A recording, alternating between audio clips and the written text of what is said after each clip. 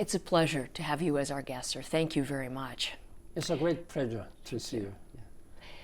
Friday night, one of the most anticipated moments during the opening ceremony was when North Korea and South Korea marched out under the unification flag. What did you experience in that moment?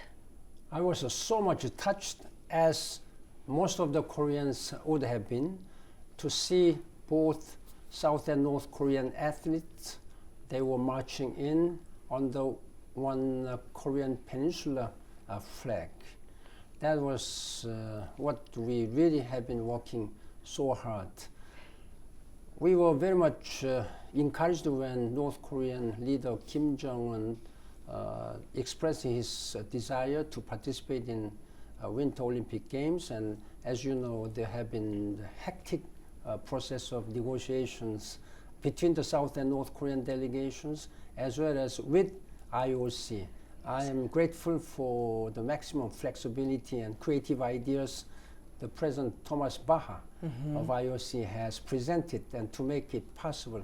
Now, what is more important at this time is that how we can just to keep this small window of dialogue now lead to the other more things. genuine and meaningful dialogue for complete denuclearizations through the process of reconciliation and peace.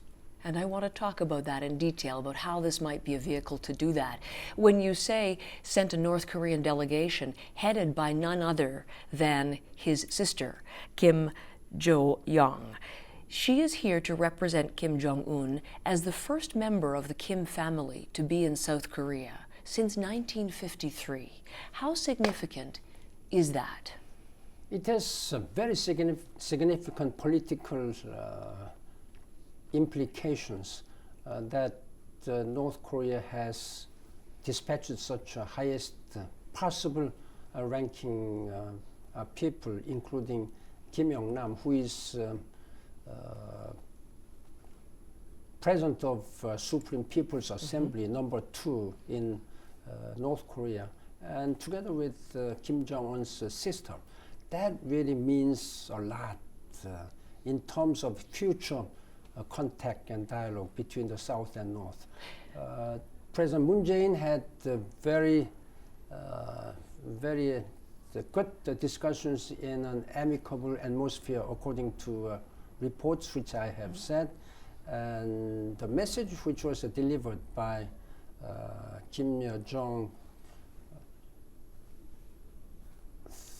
the inviting President Moon Jae-in at an earliest possible date, and the President Moon Jae-in has responded by saying that let us work together to create a certain favorable atmosphere. And that is quite a positive one. Now the question is how soon and how much seriously we'll be able to engage in dialogue after all these games are over. I believe that the South Korean government will have to discuss this matter with the close allies like the United States and other key countries like China and Japan and Russia. I'm cautiously optimistic now. And when you saw the handshake on Friday night, everyone made a great deal of the handshake. That's right. Was that for you a significant symbol? I have seen so many cases of handshakes between and among the countries and people in conflict. Korea is one of definitely the most serious and most important cases. Therefore, this time, the handshake between President Moon and the highest possible ranking representatives of North Korea has a great political meaning, and I sincerely hope that we'll be able to really make this opportunity work out in a peaceful and reconcilable manner. Yeah. This recent diplomatic activity has been as a result of Kim Jong-un's New Year's address, in which he extended the olive branch, as we've talked about that in his remarks. I'm wondering, it followed months of increased tension and threats and a lot of rhetoric. Why do you think he made these overtures so suddenly now?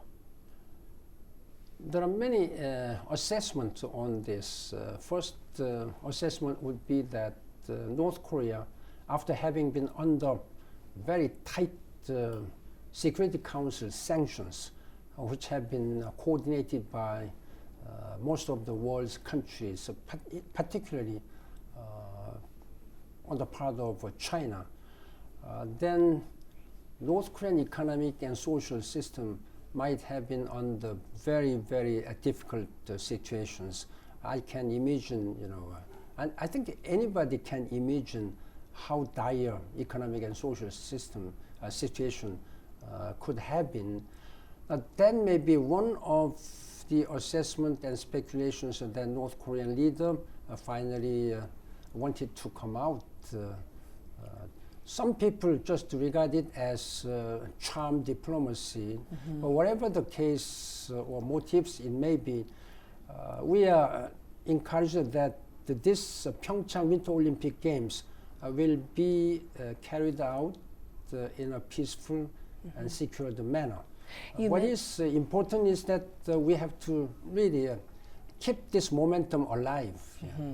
You mentioned there are some who question, and there does seem to be a fair amount of skepticism as to his motives, that maybe he's actually trying to play South Korea in this, or perhaps even buy time to continue to work on his nuclear program. What do you make of that? That is also one of the aspects of assessment that we should be very careful for that kind of assessment, because we have been experiencing so many times in the past, particularly when North Korea had begun to develop nuclear weapons program. There have been many agreements and declarations, including South and North Korean very historic joint declaration for denuclearization of the Korean Peninsula in 1991, and also a very important Geneva Agreement, agreed framework between the United States and North Korea in 1994.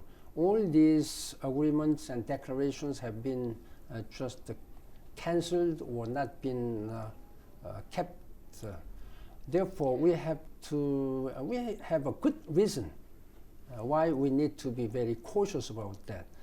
But at this time, we should mobilize all the necessary diplomatic and political resources and wisdoms to make this very difficultly created atmosphere survive into very viable mechanisms of sustainable peace. I think one of the other reasons for, not suspicion, but again, skepticism is that there is such talk of these as a peace games with North Korea here, and yet sport as a means to a diplomatic breakthrough has been tried before in the sunshine policy era of the 2000s, and it did not lead to anything meaningful or substantive or lasting. And so there is a question as to whether this will as well, or whether it is just optics once again.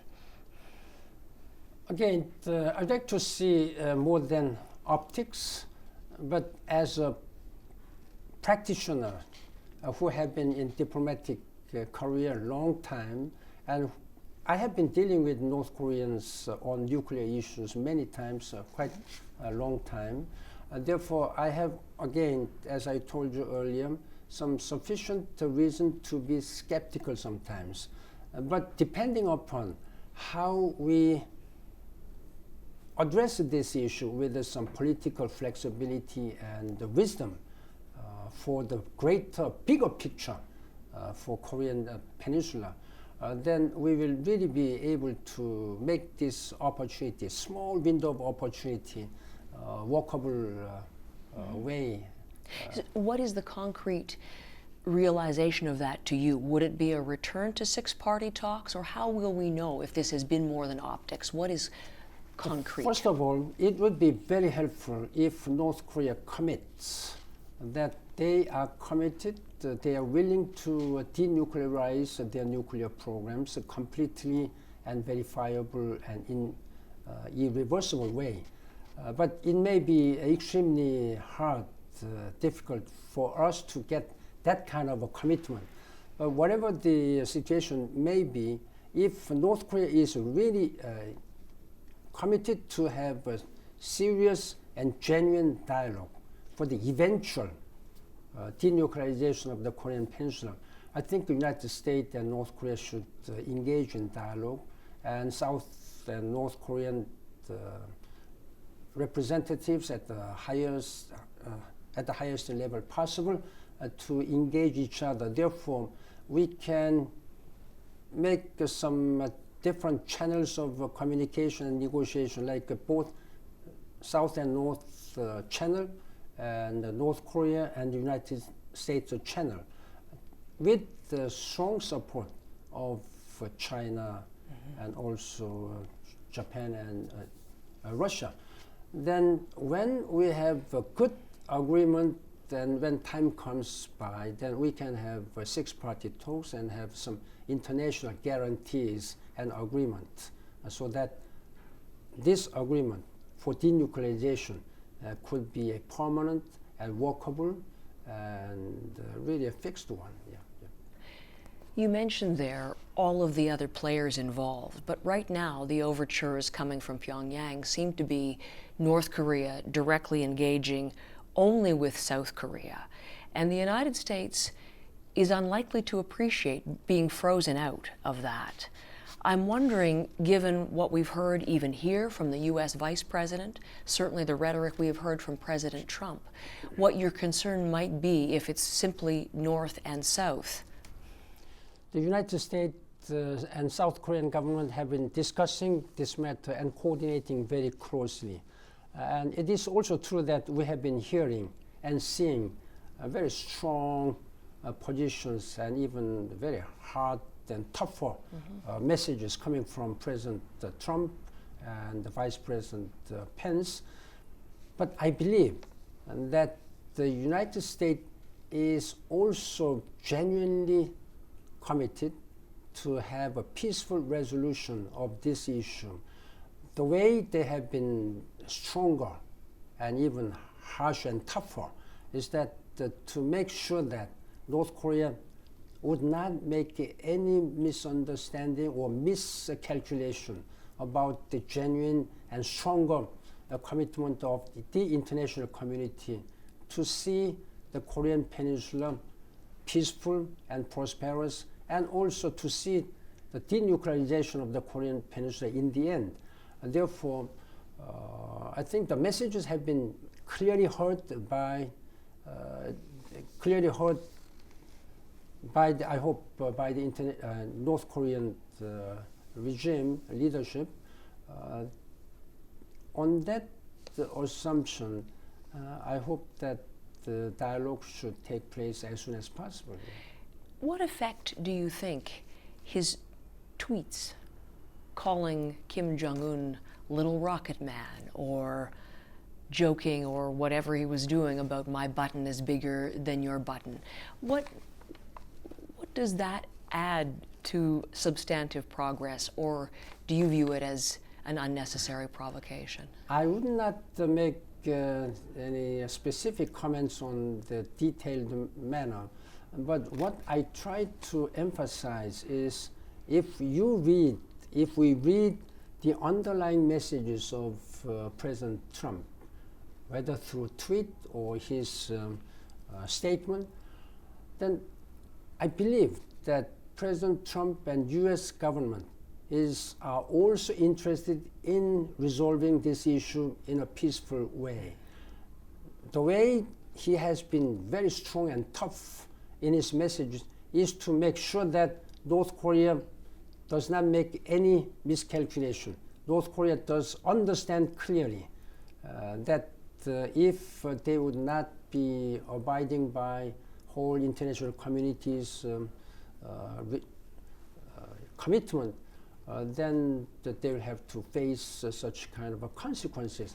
But as former Secretary General and as one of the South Korean citizens, I sincerely hope that all the issues, pending issues, should be resolved in a peaceful way through dialogue.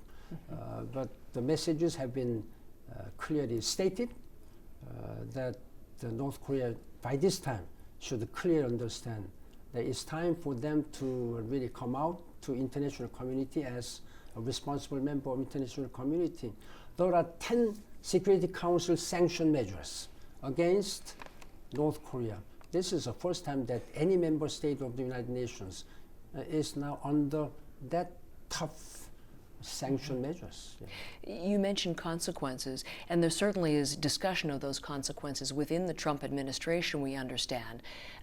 Very strong split and very animated discussion about whether a preemptive strike is the right approach, a punch in the nose, as they call it. What is your view on that? As a long-time practitioner in diplomacy and as a former Secretary General of the United Nations, I have been always emphasizing the importance of resolving all the conflict issues in a peaceful way through dialogue. But when the parties concerned are exchanging such kind of harsh and tough rhetorics, it will not be helpful. But at the same time, I hope that North Korea should really clearly understand how international community is united and sending their very strong message to North Korea that they should think about their own future through denuclearization of the Korean Peninsula. In this time of the 21st century, the nuclear weapons, it may be important for them, but it could never be used for resolving conflict issues. There seems now to be this moment of goodwill surrounding North Korea's participation here. What do you think might happen after the Games, though? Because the U.S. and South Korea have suspended the military exercises that were scheduled for about this time. And there is a push to cancel them outright, but that seems unlikely. If that were to go ahead, how do you think that might be viewed in North Korea? In close consultations between U.S. and Korean government, the joint military exercises, which have been annually conducted, was postponed until after the Paralympic Games are over. Therefore, it would be a serious mistake if North Korea does make any provocation on this joint military exercises. They should have some wisdom now to really continue to have this kind of conducive atmosphere to make sure, first of all, reduce tension on the Korean Peninsula and engage in dialogue. We have been continuously stating that this has been defensive purpose, not any offensive purposes. It has been conducted during last many decades, so that should not be any reason why North Korea should take this as a way to make any provocations. Now, I'm afraid that if they again launch missiles or any test of nuclear weapons, that will really spoil and dampen such kind of very positive atmosphere, which have been very difficultly created through sports. As a Secretary General, I have been experiencing myself the genuine and dynamic power of unique power of sports who can contribute to a peaceful resolution of conflicts. Yeah. So personally, to conclude, you have often spoken of your own life story, born under Japanese occupation here, but a child during the Korean War, and have lived your whole life with a divided Korea.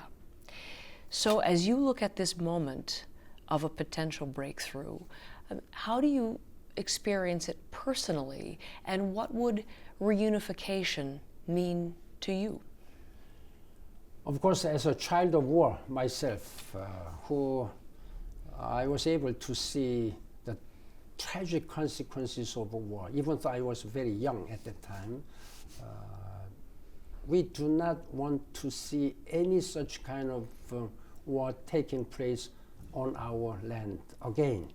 That's a firm. At the same time, we should do all mobilize and all our resources as well as wisdom and flexibility to address all these issues in a very peaceful and diplomatic way. But the key is on North Korea, that North Korea should really clearly understand that this is not the way that any country should behave this way until now. Why North Korea should be, blamed and criticized by whole international community as a sort of a rogue state? They can change for the better future of their people and better future of the whole Korean people, 75 million, for whom peaceful reunification is most important, supreme aspiration. A young man I spoke to just the other day said he believes reunification is inevitable. Do you? Unification is a must, and that should be, of course, inevitable. That is what we hope to be able to achieve as soon as possible. Our country has been divided over 7 decades. Now it's enough for us to now is a time for us to engage in a genuine dialogue for a better future for whole Korean people. The peace and security between the South and North has a very important implications, not only for Northeast Asia, but whole world. Yeah. Mr. Bon, a pleasure to have you as our guest, sir. Thank you. Thank you very much. Yeah.